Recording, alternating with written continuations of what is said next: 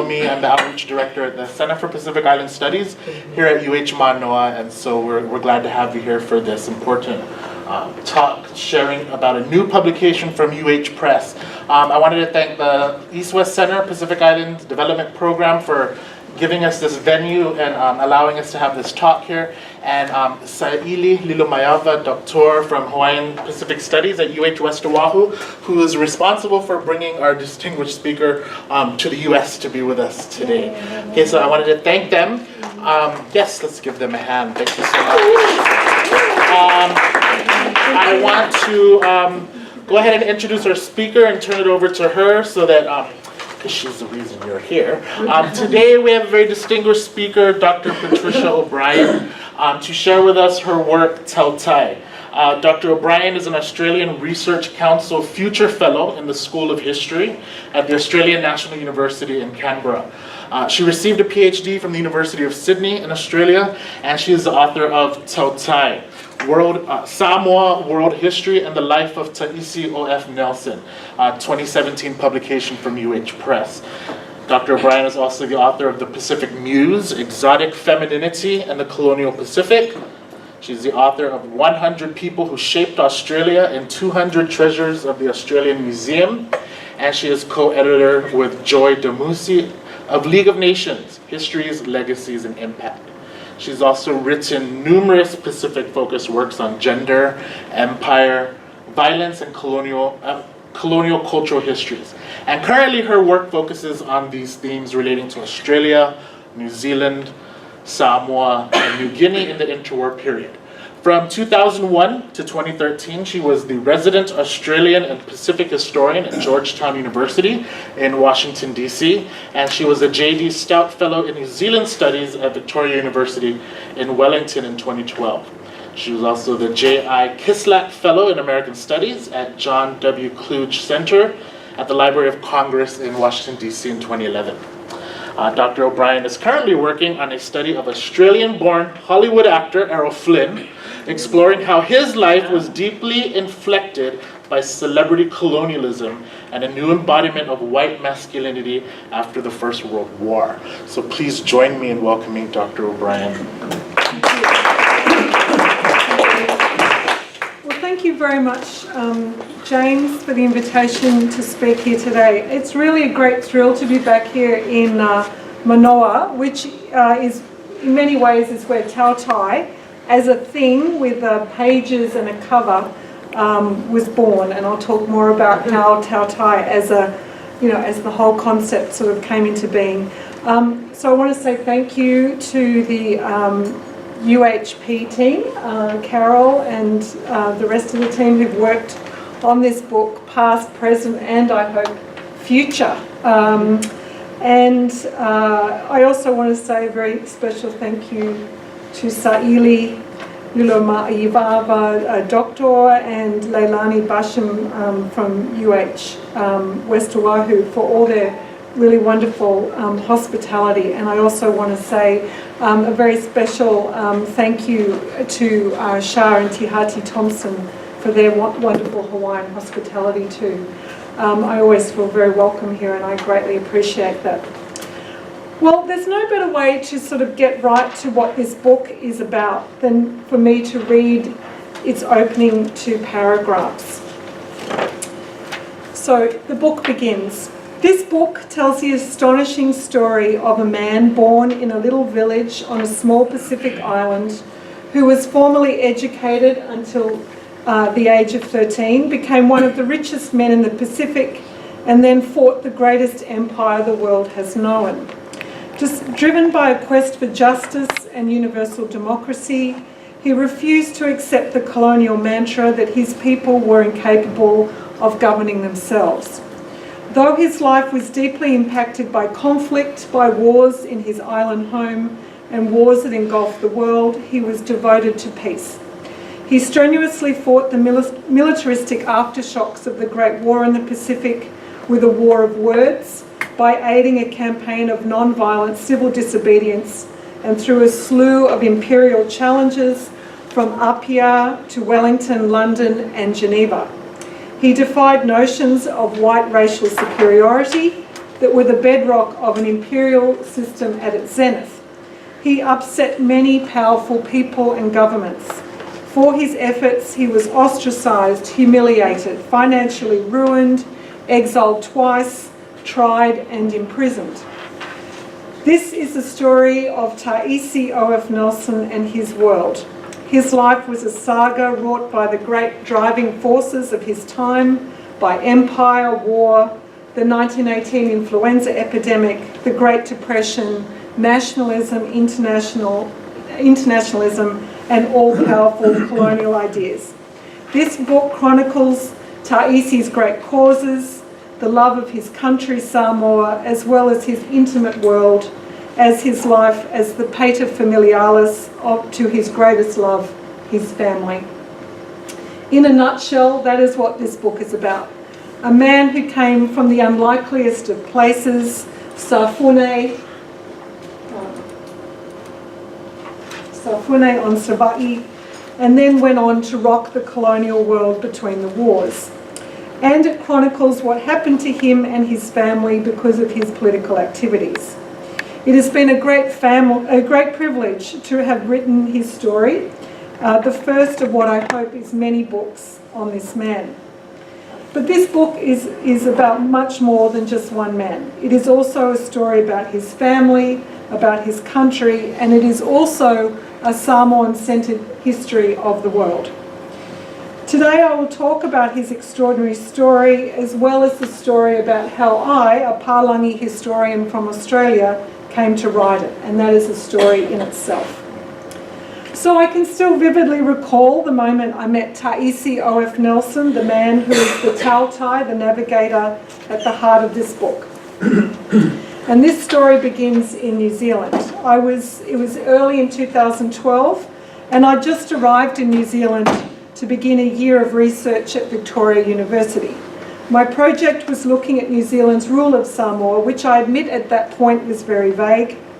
I gave myself a very big canvas to work on, but this man was not part of the picture at this stage. I'd been working on Australia's rule of New Guinea, and I was interested in how Samoa's experience compared. And it was in poring over files in the New Zealand archives on the League of Nations that I found him, or he found me. In this file, there was letter after letter between New Zealand officials complaining about a Mr. Nelson. I was deeply intrigued. Who was he and what did he do?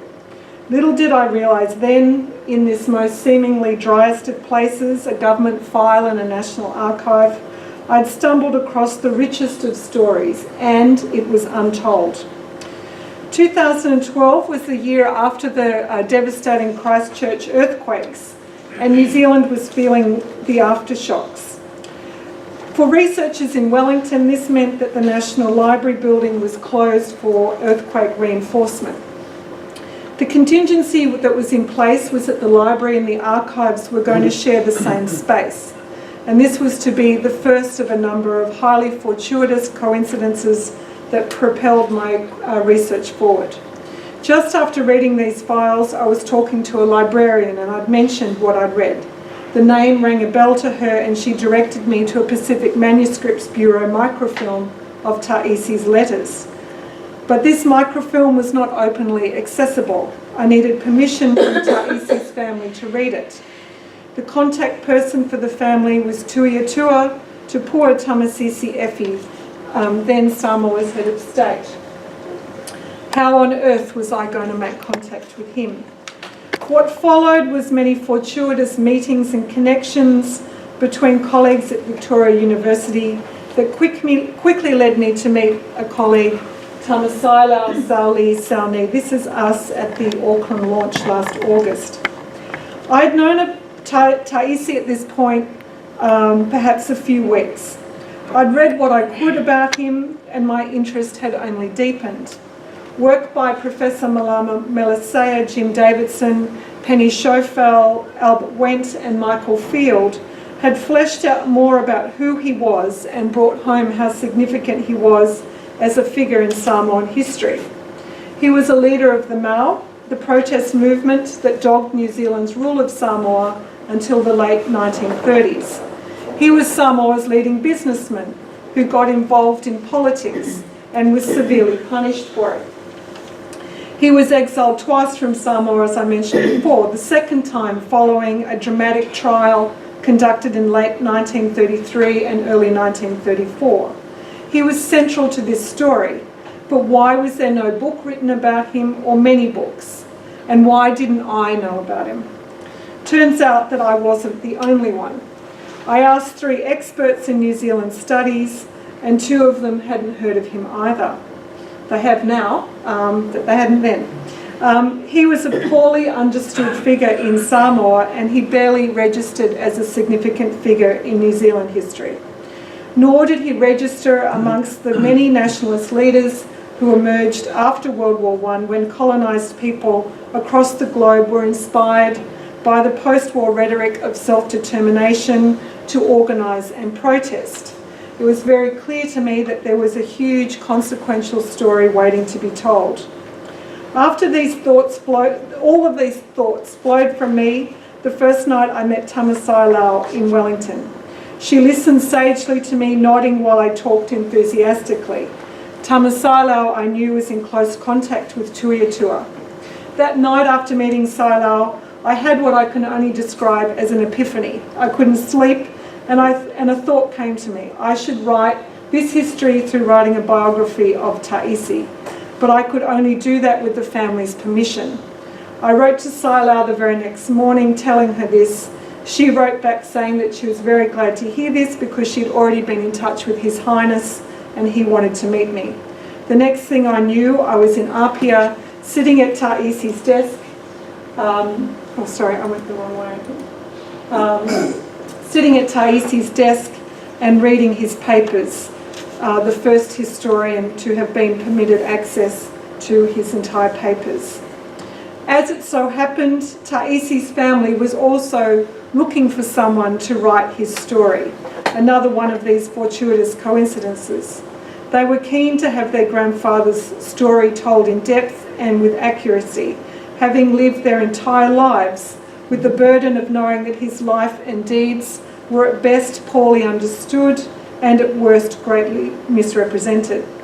They still keenly felt the effects of the campaign of disgrace that had been waged against their grandfather and that had deeply impacted their mothers. The 5 daughters of Tacy, whose mother was Taisi's wife, Roosevelt. And this photo is from 1928, and it's the only photo I have of Tacy with all his daughters. The mothers of the descendants of Tacy, Noe on the far side over there, Sina, so Noe Tamasisi, Sina Annandale, these are their married names, Maleanafal Beetham, Taufau Myers, and then Piliopo Retzlaff next to her father. So Tautai is also the story about these women, as well as these women's older sister, Via Papa, this woman, young woman here, who died in 1937, giving birth to her first child. Without descendants, Via Papa was in many ways a forgotten person who takes a very prominent role in Tautai and is one of the story's tragic figures. She's someone who suffered particularly because of what was done to her father. And I should just mention that this girl on the far side is a cousin, Salafai Masoi. So when I got in touch with the family, there were other branches of the Taisi's family who were also had their own stories to tell about Taisi and this history. There were the families that descended from Taisi's sisters, the Wetzels, the Cruzes, and the Davids, as well as the family descendant from Taisi's only brother, who carry on the Nelson name. Then there were also cousins who lived closely with Taisi and also at Tuaefu, like the Masoi family. All together, all these people were this incredible reservoir of memory and knowledge on which this book was based. So, over the writing of the book, the family and I met in many different circumstances. I don't know if you can see these images. Carol, would you mind just turning the light off? So this is 2012, my first time in Tuaefu. So this is all Tua Efu with Piliopo Ma'a, one of the granddaughters, in Wellington in 2012 with 4 of the grandchildren. This is Auckland with the Maya family in 2013. This is at Pomare Day in Waitara in June 2013, which was a spectacular day. Auckland 2015, Apia 2015, and Wainuiomata in 2015. So we met in many different places. And there was also, meetings in person. There was a lot of phone calls, emails, and texts. And it was from this knowledge exchange of multiple personal perspectives about tai'isi and about the history he shaped, along with the various and immense paper sources that I read, as well as precious letters which the family made available to me, that this book was written. And if you're interested in the family's perspective on this, Tuiatua gave speeches in Auckland and then in Sydney about, their perspective about the writing of Tautai, which have been published and they're available online.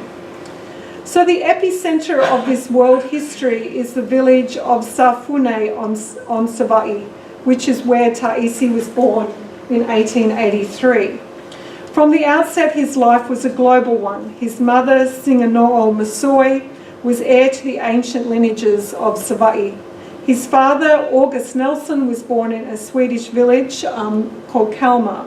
As a young boy, he ran away to work on ships, joined the gold rushes in Australia and New Zealand, and with the proceeds took part in the movement of European men into Samoa in the 1860s, that drastically and rapidly altered the course of Samoa's history. He bought land, started a trading business, and in his most highly historically significant act, he married into the highborn Masoi family and then had children. The mixing of blood embodied in Singanoo and August's children would have far-reaching consequences for their offspring. This would be especially the case for Tacy, because he constantly challenged the assumptions about people like himself based on eugenics and the accompanying denigration of people of mixed race in the era of New Zealand's mandate over Samoa. And I should add that there was plenty of denigration of Samoans who were not of mixed race parentage as well. Tautai is full of the voices of people who subscribe to the most abhorrent ideas about non-European peoples. And this book demonstrates how these ideas were driving factors in the course of this history. These divisions between racially different sections of Samoan society became more pronounced when the third Mao erupted at the end of 1926. From this point, New Zealand enforced a virtual apartheid. Afakasis and Samoans were not allowed to associate politically, and other forms of association were viewed with suspicion by the New Zealand administration. These changes tore at the very heart of Samoan society and for Tacy at the essence of his being, because he very much saw himself as both a Samoan and as a European. His family blended both communities, as did his myriad of employees who worked for the O.F. Nelson Company, who were scattered in villages and trading stations throughout Samoa, growing, processing and selling copra, as well as selling an array of other goods. And this is a photo of the Apia waterfront circa 1925. You can see the Nelson clock here, which is, a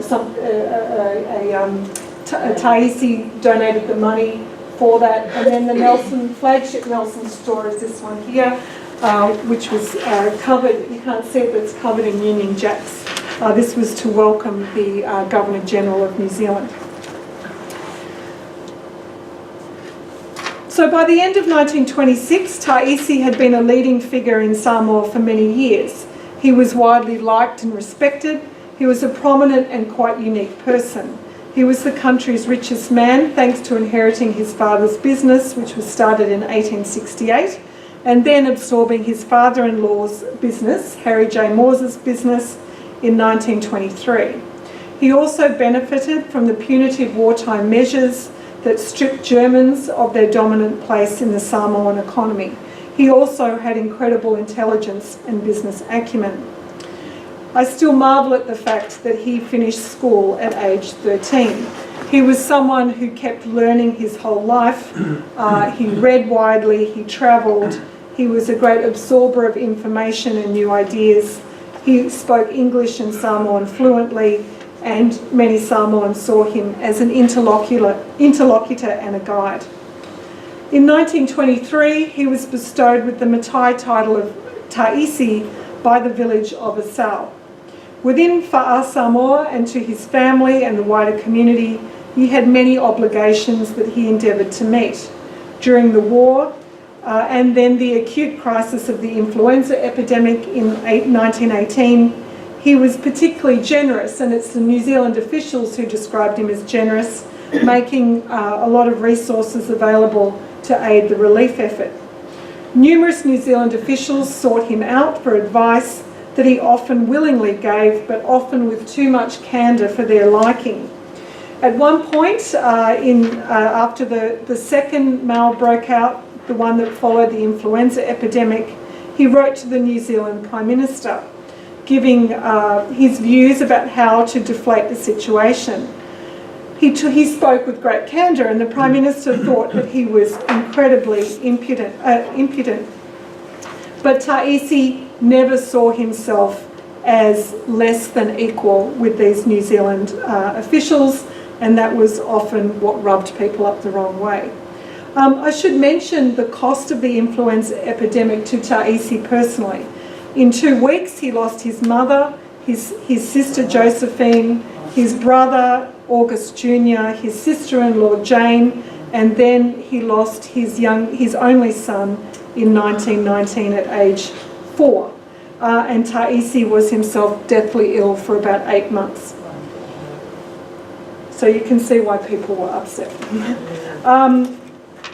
As someone who was designated a European, he became one of the 3 elected members of the Legislative Council that came into being in 1924. This was an advisory body that lacked any political teeth, but it was created by New Zealand to create an appearance of political representation.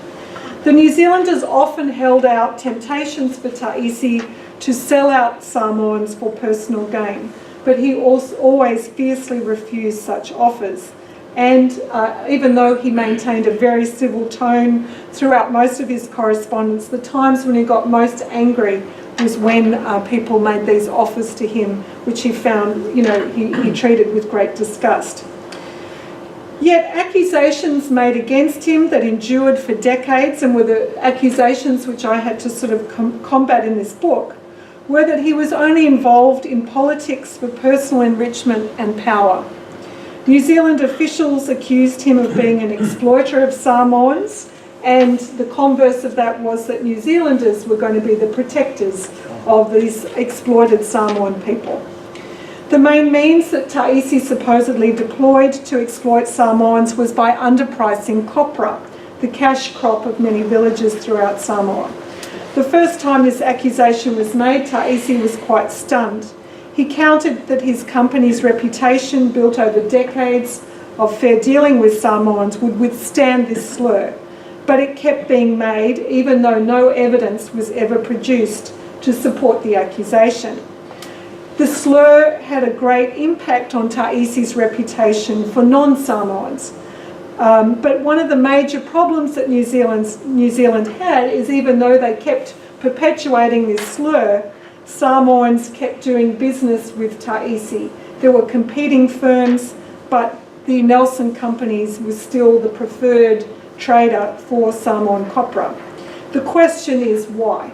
Why did Samoans continue to deal with someone if they were exploiting him? Well, the New Zealand explanation for this was, well, these people have no idea what they're doing, and sort of based it on the fact that they were not, mentally capable of making good economic decisions. This is obviously an explanation that I categorically reject. But why what's the argument that I came up with? Well, The thing that made Taici's company stand out compared to his three competitors, even though they all fixed the copra price, everyone bought and sold copra at the same price. Why did people choose O.F. Nelson and Company? And the reason is that the other three operators were European operations, whereas Taici's company reflected the community of the wider community of Samoans. And so they were very embedded into the communities, and so Samoans supported their own. So, contrary to the enduring accusations, this book chronicles just how much Tacy and his family lost by taking his stance against New Zealand. The turning point for Tacy and his working relationship with the New Zealand administration was late 1926. After two meetings with Europeans and Samoans were stopped by New Zealand officials and political association between the two groups was criminalised, Tacy intensified his political activism that was regularly articulated in nationalistic and anti-colonial ways. In 1927, he appeared at inquiries in New Zealand and also in Samoa. He wrote copiously. He started a newspaper. This newspaper, well, this is the New Zealand Samoan Guardian. It started as the Samoan Guardian and it was then banned from publication in Samoa, and so it had to get published out of Auckland. This newspaper played a major role in the impending drama of the Mao. The other aspect of it was that there was also a Samoan section of the paper as well. I believe Tacy was largely responsible for writing most of the copy for this section. It replicated some of the content in the English language part, and it also published a lot of additional material about politics and current events. Articles also regularly appeared about Samoan culture, myths and legends that were a staple of the paper, and they also reflected Taici's great interest in this subject and his desire to promote pride in a culture that was suffering enormous denigration by colonial authorities. And I encourage anyone, any students who are interested in doing research on this area to start with the Samoan Guardian, because it really is a goldmine for researchers. So Tacy battled throughout 1927 to fight exile from Samoa, but he didn't prevail. He actually left of his own accord in January 1928 because he was extremely afraid that violence would break out between Samoans and the New Zealand administration. He then took his protests to New Zealand and then beyond New Zealand to the League of Nations and the Privy Council in London. He was certain in 1928 that his exile would be short-lived and his right to return to his homeland would be restored. This was not to be. He was not allowed to return to Samoa until his period of exile expired 5 years later in 1933. During his long exile, Tacy became a student of law and international affairs. In exile, he strengthened his very consequential friendship with the Maori statesman Sir Maui Pomare, one of the many correspondents and friends of Tacy and the Mao that were scattered across the world. I focus in this book, and I also wrote a dedicated article on their friendship in the Journal of Pacific History about the significance of this friendship. Sir Maui's death in 1930 from tuberculosis was a devastating blow to Tacy personally and also to the Mao, and he was never replaced as a strong conservative voice in New Zealand that supported the Mao cause. In his political campaign, Tacy hammered home constantly the different ways that white New Zealand governed Maori compared to how they governed Samoans. As well as these Indigenous links through ancient heritages and modern circumstances, Tacy's Tuefu papers revealed many more intriguing connections, such as the people who were interested and invested in Samoa through being fans of the Scottish writer Robert Louis Stevenson, who lived out his final years in Apia and is buried overlooking the town of Apia. And the fans of Robert Louis Stevenson, present another very interesting subplot in this story. But they were only parts of the story that I could see from reading Taʻisi's papers at Tuaefu.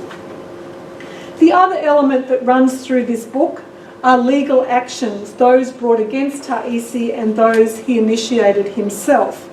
Lawyers and judges, especially the Chief Justice of Samoa, Justice Luxford, play a very significant role in the course of this history. Tautai can be read at many different levels. One of them is as a legal history.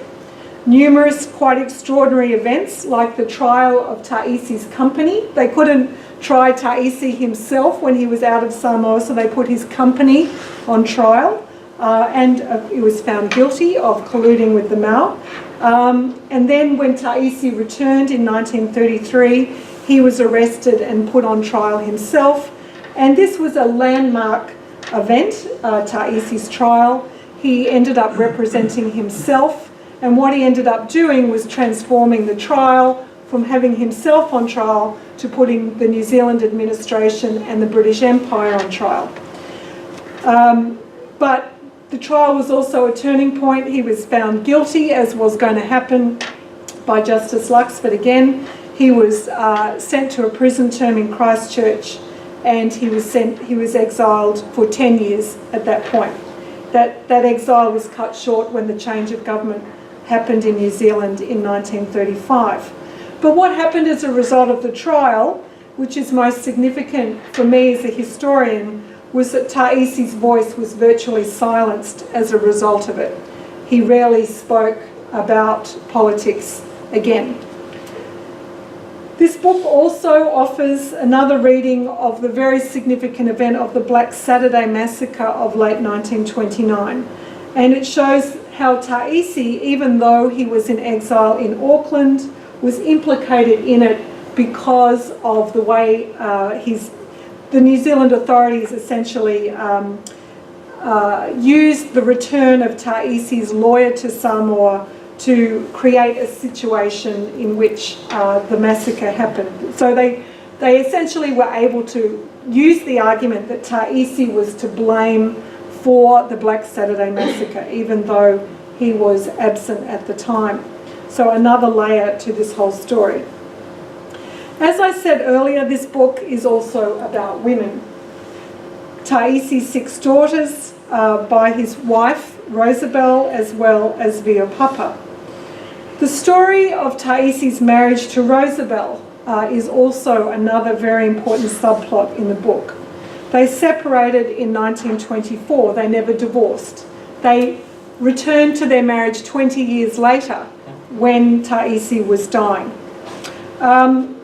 So and as I said, reiterating that they also lost their son in 1919 from the influenza epidemic, something which neither of them ever recovered from. When Roosevelt and Taʻisi separated in 1924, Roosevelt also left her daughters too. Needless to say, this was one of the most painful parts of this very painful story. Why did their mother leave her little girls? Many people didn't really know the answer to that, but I think, my reading of this history is that Roosevelt was, grieving for her son. So in the event of Roosevelt's absence, Taʻisi took over as the mainstay of his daughters' lives. They lived with him, they travelled with him, they went into exile with him, and he managed every aspect of their lives. As a father in the 1920s, Taʻisi cuts a very unusual figure and absorbed many of the duties that was often taken care of by mothers. This fact alone meant that Taʻisi and his girls had a very strong bond. But added to this was the fact that his daughters endured all the pain, struggle, and also the campaign of disgrace along with their father. And I detail in the book how that manifested itself. So Tautai documents some very brutal things: the workings of colonial regimes, the development and use of toxic race ideas, violence, and the elevation of unworthy and offensive people to places of high power that they misused and abused, with devastating consequences for many people's lives, let alone the life of a country. But this book I also want to be read as a love story, but not a love story in a cliched way, but a love story between a father and his daughters. So this book is a tribute to these women, all of who long passed before I came on the scene. So not only does this book tell part of their history, this book would not have been written about them, because without their children, Taici's grandchildren, this book could not have been written. During the writing of the book, I met every living grandchild. There were 13 of them, but after just around the time of the Sydney launch last year, one of them died. Now there's 12, but I'm very pleased to say that all of them got to read the book. And that was something I was absolutely, I really wanted to see all of them holding the book, having read the book and having talked to them about it. All of them gave me a different and very valuable perspective on this history. Their respective mothers were a way into this knowledge. Some told me that their mothers couldn't speak of what happened because it was so painful. Others did recount what happened, or left me letters that opened up the story to me. But everyone wanted the story to be told, and I never was in any doubt about its importance to all concerned. When I first visited Tuaefu in 2002, I visited the family graves next to the house. This is Taici's grave in 2002. Buried next to him is Roosevelt, behind him is Noe, in the far corner was Via Papa here, and also the grave of Taisi, the little boy, who was memorialised with a life-size statue surrounded by two angels, which to me said everything about the scale of his loss to his parents. As I looked at Taici's grave, I was overwhelmed by a sense of responsibility. In many ways, I, like other biographers do too, was tasked with bringing him back, making him walk the earth again and have his voice, silenced for nearly 70 years, heard again. Over the next 5 years, when I researched and wrote Tautai, I kept returning in my mind to Taici's grave and what I was tasked to do. This kept me on course during all the turbulence that came with the writing of a book like this. And then came the moment of truth, when I returned to Apia in August last year to bring Taisi and Tautai home. Many extraordinary things happened in Apia. I'll just show you some pictures of the launch. It was launched by the Prime Minister, Malama Melisea, and also Dr. Rachel Buchanan. Tuiatua. So the Taisi extended family. And then it was launched the week later in Auckland.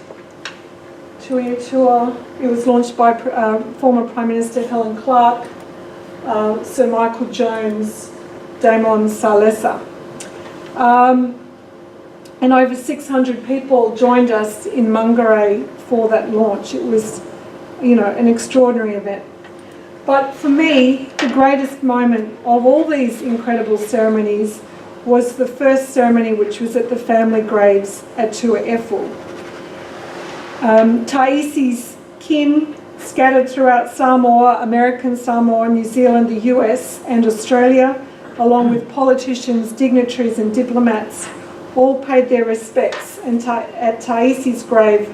And Taici's grave, as you can see here, and the 4 others were all covered in bright blooms and wreaths, tributes from far and wide. It was a ceremony. That's Via Papa's grave now, little Taici's grave, and Olaf Nelson's grave. It was a ceremony so simple and at the same time so profound. For me, the author of this book, it was the ultimate moment of truth. And the truth was that Taisi, who he was and what he did, matters. It matters to people in Samoa and beyond. His story was empowering and it was resonant. I hope you all get a chance to read Tautai so the ripples of his story can continue to radiate out from Samoa across the Pacific and beyond, and his story can continue to be heard. But to students of the Pacific, I hope that you see this book as a map so that you can find your own ways into this past and can tell your own new and more stories about this extraordinary man, his family, his country, and his worlds. Thank you.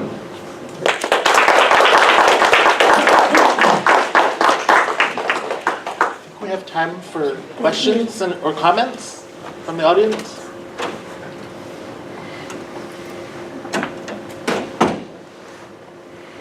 To get us started, thank you very much. Fascinating. Could you talk a little bit about eugenics and how that intersected with his life? Okay. Well, because he was of mixed parentage, there was a whole lot of, I mean, he was a brilliant man. People knew that. People, he was obviously very successful. He was highly respected. But despite everything, all the incredible and exceptional qualities that he exhibited, New Zealand official after New Zealand official would say, but he's just a half-caste. They would cut him down. They would say, well, and therefore he had these fickle emotions. He, they attributed all kinds of negative personality traits to his being a half-caste, and they used that, sort of, it was an extremely derogatory use of the term. He was a less of a person. They knew exactly how denigrating that term was, but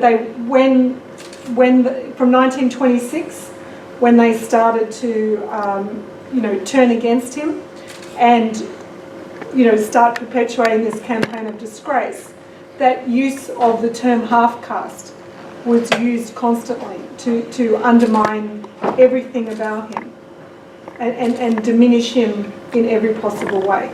So that was, and also, that eugenics, the way that it was interpreted was that your Samoanness was cancelled out by European blood. So you couldn't be Samoan and European at the same time. And that was something that Tacy never accepted, and he always operated as if he was both and deeply connected to both communities, even though that became illegal, and increasingly so, particularly when he returned from his first exile. It's interesting building on that, because as someone, I think he was legally defined as European, because of course you could apply for that. Gain certain rights and exemption from certain taxes and all of these kinds of things. At the same time that it was held against him that he was part Samoan, being defined as European, as I recall, helped him in being able to sit in the government. He wouldn't have been allowed to be in the legislature. He had all kinds of legislature. options that he could play on both sides to his advantage, and ultimately to the advantage of the Maori movement, of course. So, yeah, it was a lot to deal with, this identity issue, because it had multiple aspects to it. It did have multiple aspects. Because he was European, he was able to be elected to the Legislative Council. And only Europeans could vote for members of the Legislative Council. But as I said, the Legislative Council basically was a committee that got overruled by, it was the three elected members were constantly outnumbered by the government appointees, and so they never got to do anything. And the governor, the administrator, George Richardson, who was the administrator at the time, he used to get so exasperated because he said, people, they're treating it as if this is a parliament. But it's like, it's not. This is, I rule, and this is just, it's just sort of window dressing kind of thing. But anyway, so yeah, Tacy had access to that. I mean, Samoans weren't allowed to run commercial enterprises. He wouldn't have been able to run a company. So something that changed towards the end of his life.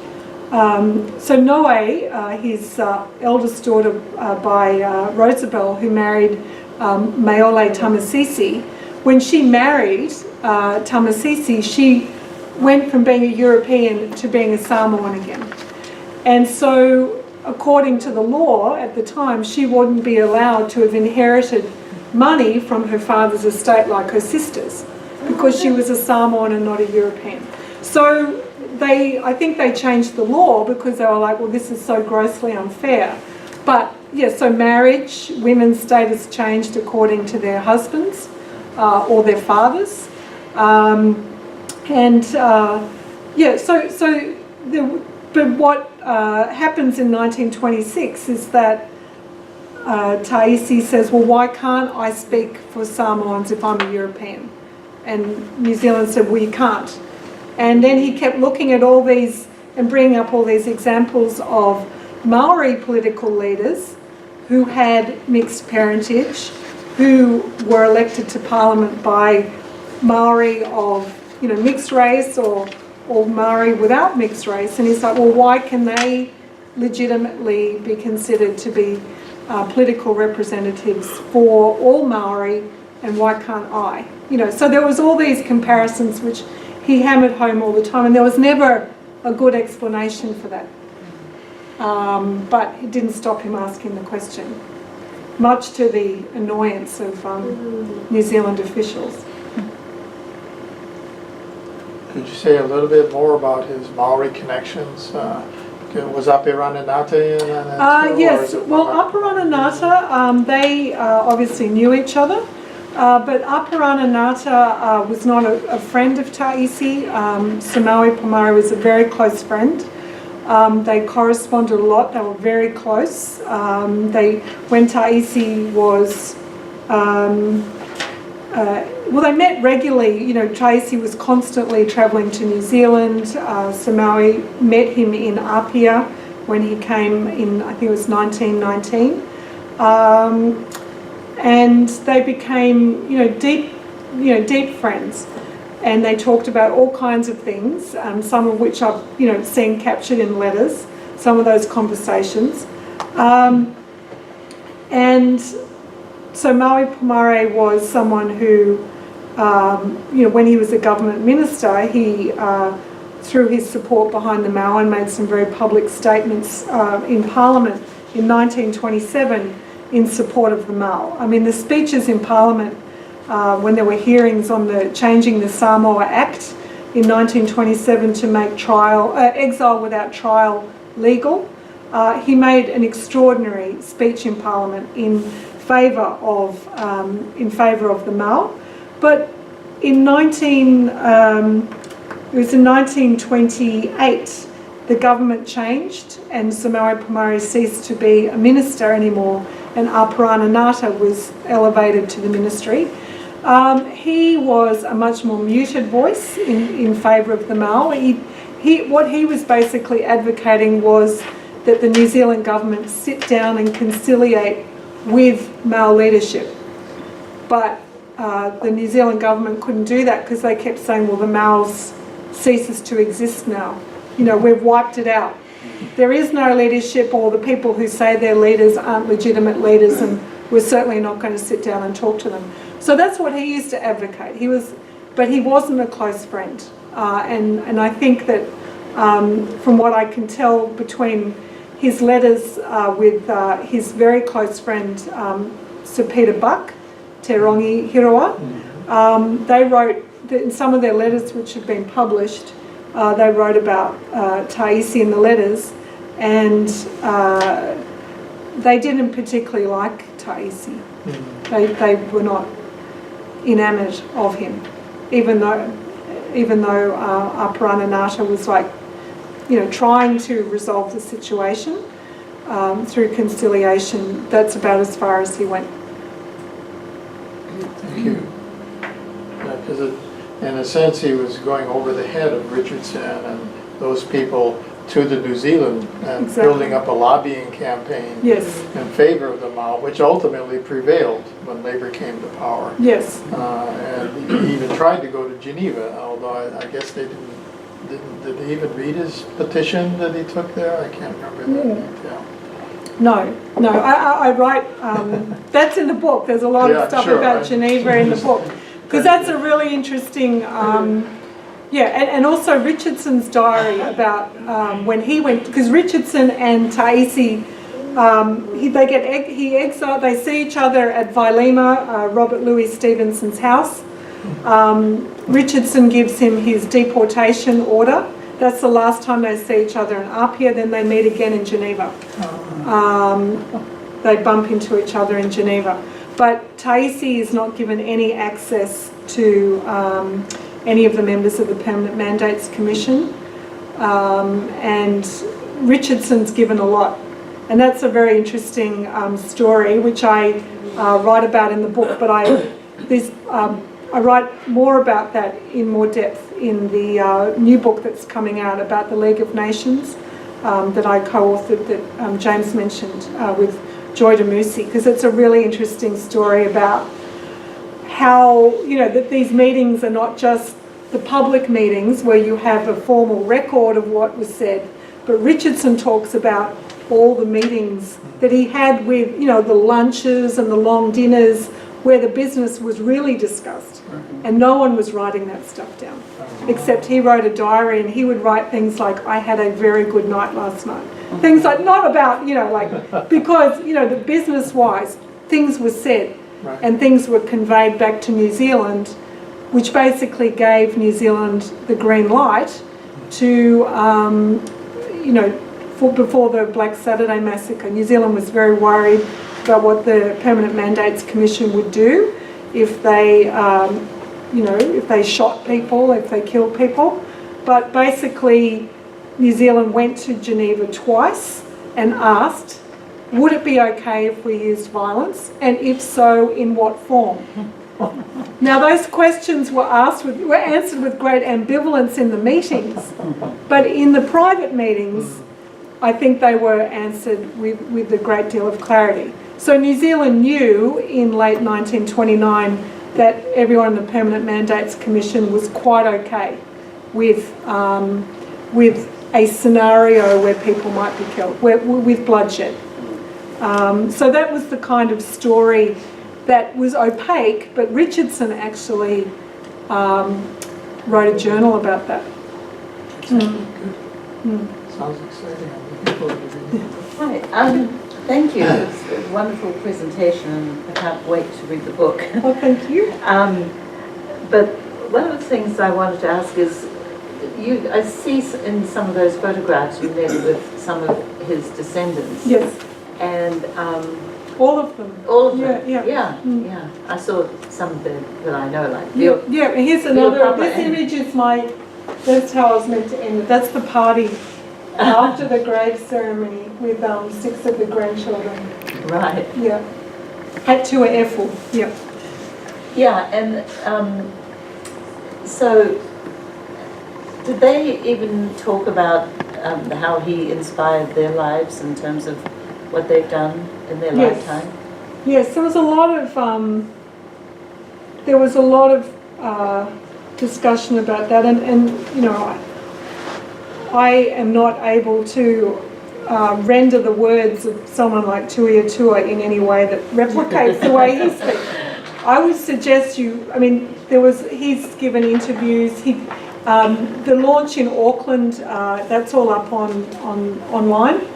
You can see video of that. You can hear his speech.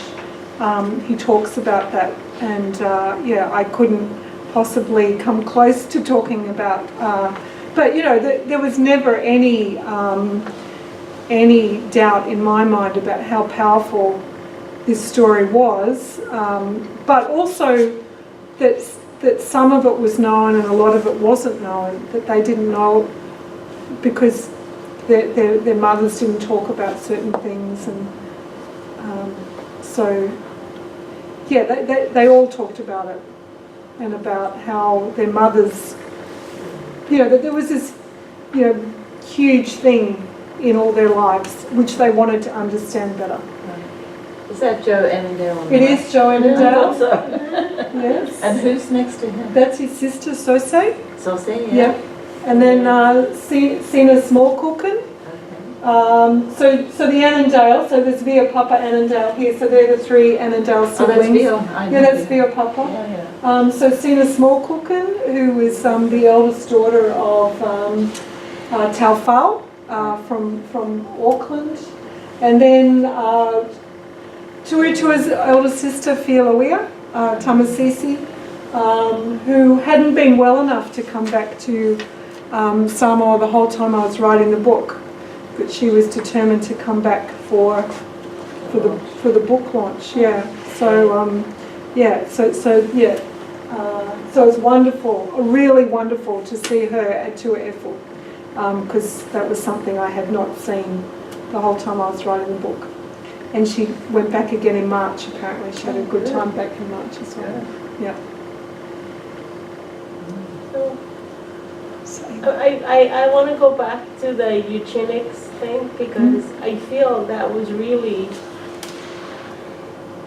sounds like that was really one of the reasons why the New Zealand administration was so focused on that.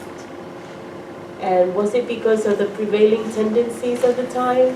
And do you think that is still happening right now, like all to now?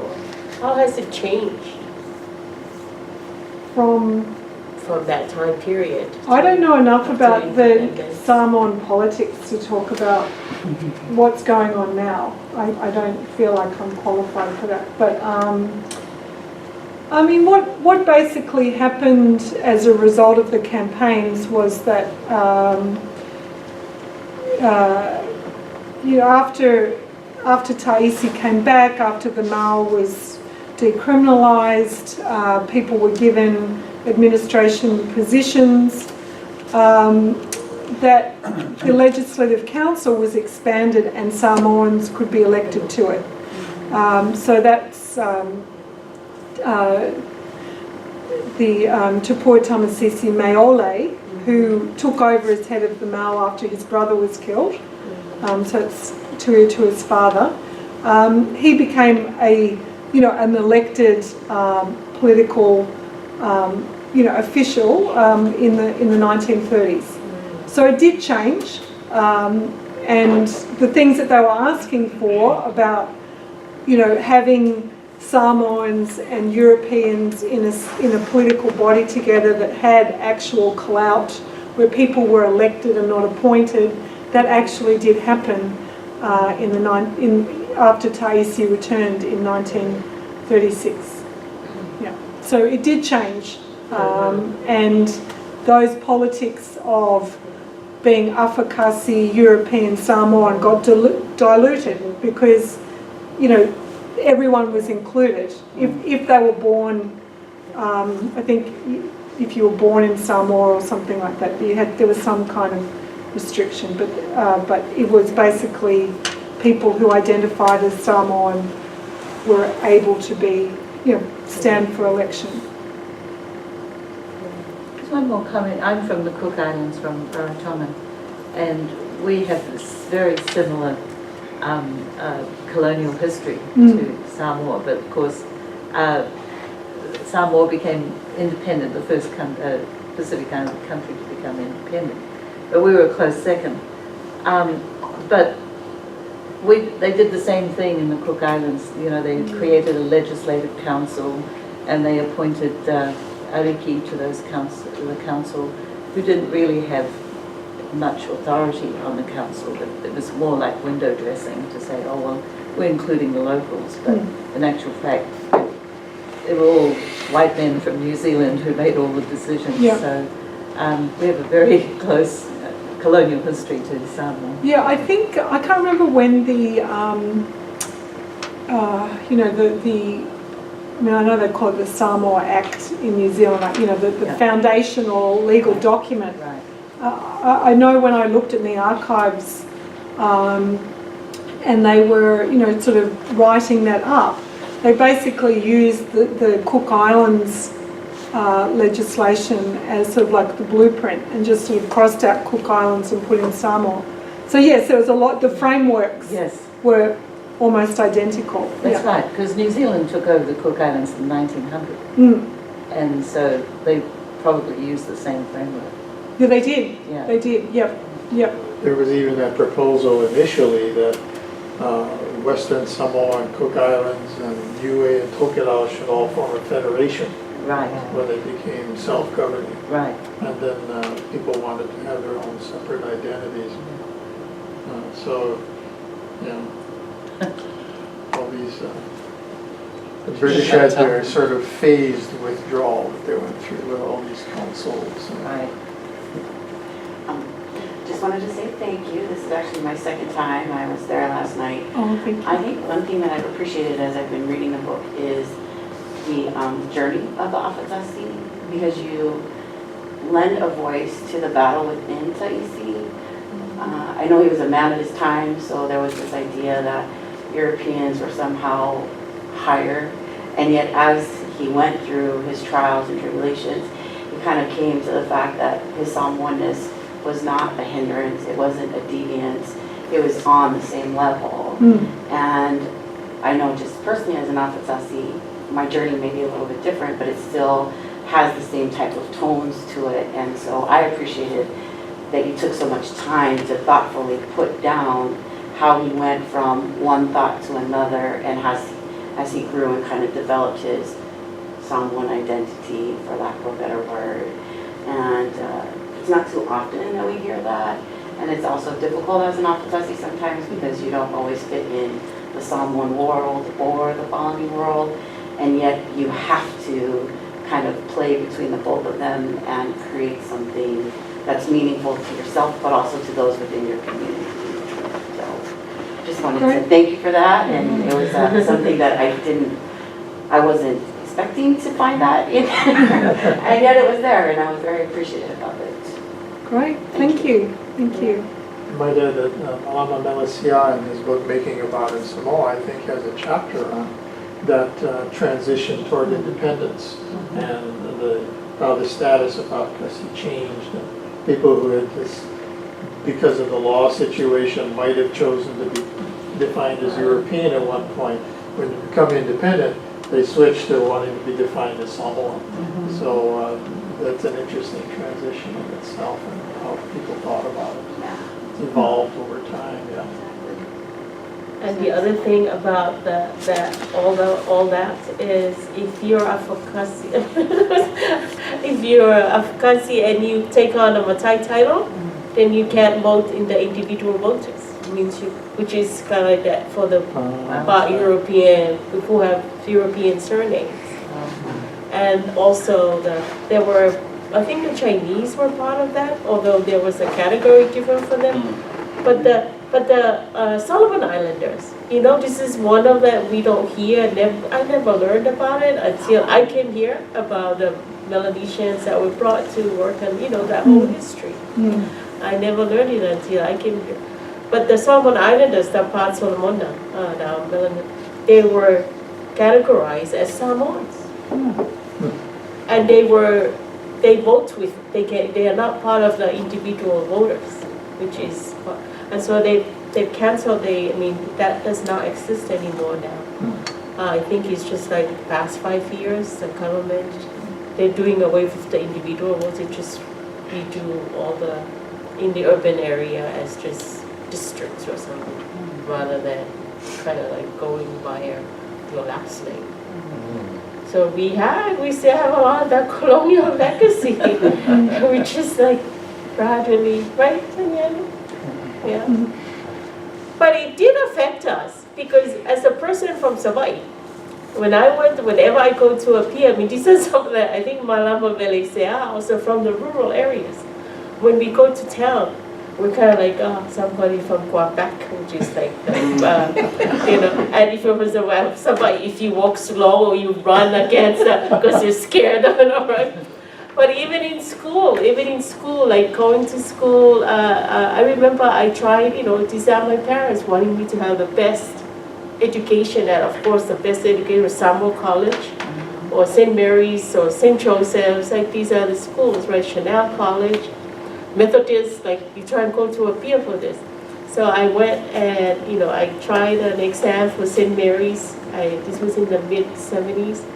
And I know when I go, it's like, I feel like, I feel like, oh, wow, like all these people are so, advocacy and the urban Samoans, and I'm like, oh my God, how can I, like you feel that, and then, and the ones who go to Samoa College and St. Mary's were usually the people with European names, Yeah. Like if you've got to be really smart to be up there with them, kind of like the thinking, So now, kind of like education is like evens out that kind of thinking, I think it's, but I mean, I never really felt as like, I kind of like quietly go, yeah. Girl from Samoa, yeah. But we did, you can sense that. So the clock tower there, that's such a landmark in Apia, Tacy paid for, huh? He paid for the clock workings. It's called the Nelson clock. Other people paid for the structure of the clock, but it's a World War I memorial, and also there's a plaque there to his son. But it's the workings of the clock. Which just got recently refurbished, I think, because it was not telling the time properly, which would have driven Tacy nuts, because he was very punctual. But it's still there. I think last time I was there, it was painted pink for breast cancer month or something. Yeah, painted pink. I'm going to take this opportunity to thank Patricia O'Brien for joining us. Thanks for joining us, and I think we'll be sticking around in case anybody has other questions, but thank you and have a good afternoon. Thank you. Thank you. That's not so many times.